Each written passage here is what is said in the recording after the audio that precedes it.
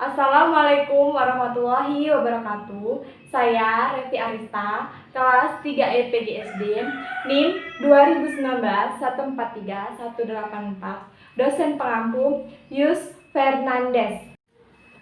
Baiklah, pertama-tama saya akan menjelaskan media dua dimensi. Media dua dimensi sendiri adalah sebutan umum untuk alat peraga yang hanya memiliki ukuran panjang dan lebar yang berada pada satu bidang datar. Media pembelajaran dua dimensi meliputi grafis, media bentuk papan, dan media cetak yang penampilan isinya tergolong dua dimensi. Media dua dimensi mempunyai nilai tertentu, yaitu mudah penyajian seperangkat materi tertentu, membangkit minat anak, keseragaman informasi dapat dilakukan secara berulang, menjangkau semua bidang pelajaran. Jenis-jenis dua dimensi. Yang pertama yaitu media grafis.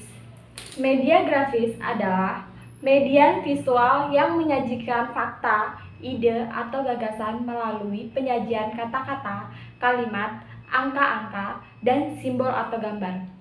Grafis biasanya digunakan untuk menarik perhatian, memperjelas sajian ide, dan mengilustrasikan fakta-fakta sehingga menarik dan diingat orang. Selain sederhana dan mudah pembuatannya, media grafis termasuk media relatif murah ditinjau dari segi biaya. Adapun yang termasuk ke dalam media grafis antara lain, yang pertama yaitu grafik, kedua diagram, ketiga bagan, keempat sketsa, kelima poster, keenam peta. Yang kedua yaitu media bentuk papan. Media bentuk papan yang diringkas di sini terdiri dari papan tulis, papan tempel, papan flanel, dan papan magnet. Ketiga, media cetak. Kemudian, dalam bidang percetakan berkembang produk alat percetakan yang semakin modern dan efektif penggunaannya. Jenis-jenis media cetak yang disarankan di sini adalah buku pelajaran, surat kabar dan majalah, ensiklopedia, buku suplemen, dan pengajaran program. Karakteristik dua dimensi. Secara umum, media dua dimensi memiliki ciri-ciri di mana media ini termasuk ke dalam media visual, yaitu media yang hanya mengandalkan indera penglihatan. Media dua dimensi yang pertama adalah media grafis.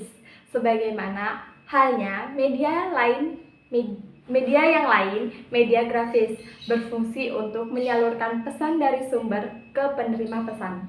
Saluran yang dipakai menyangkut indera penglihatan. Pesan yang akan disampaikan dituangkan ke dalam simbol-simbol komunikasi visual. Media dua dimensi yang kedua adalah media bentuk papan. Media ini pada umumnya digunakan untuk menyampaikan pesan atau informasi di depan kelompok kecil. Media papan di sini meliputi papan tulis, papan flanel, papan buletin, dan papan magnet. Media papan yang paling sederhana dan hampir selalu tersedia adalah papan tulis. Media dua dimensi yang ketiga adalah media cetak. Media cetak merupakan media yang relatif murah dan banyak jumlahnya, serta tersebar pada seluruh wilayah menjadi dambaan semua orang. Fungsinya tidak kalah dengan radio dan televisi.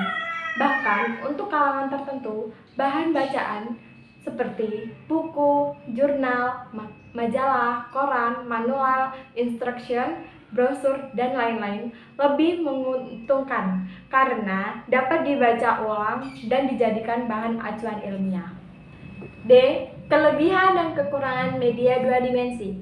Media dua dimensi yang pertama, media grafis. Kelebihannya yang pertama, dapat mempermudah dan mempercepat pemahaman siswa terhadap pesan yang disajikan. Kedua, dapat dilengkapi dengan warna-warna sehingga lebih menarik perhatian siswa. Ketiga, pembuatannya mudah dan harganya murah. Selanjutnya yaitu kelemahan media grafis. Yang pertama, membutuhkan keterampilan khusus dalam pembuatannya, terutama untuk grafis yang lebih kompleks. Yang kedua, penyajian pesan hanya berupa unsur visual. B. Media papan.